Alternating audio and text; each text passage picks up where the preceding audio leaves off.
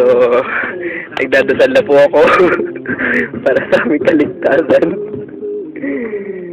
So, mga kaibigan, this is another moment of John and Ali sa Hacienda Zuniga. And he's driving his own beep-beep, man!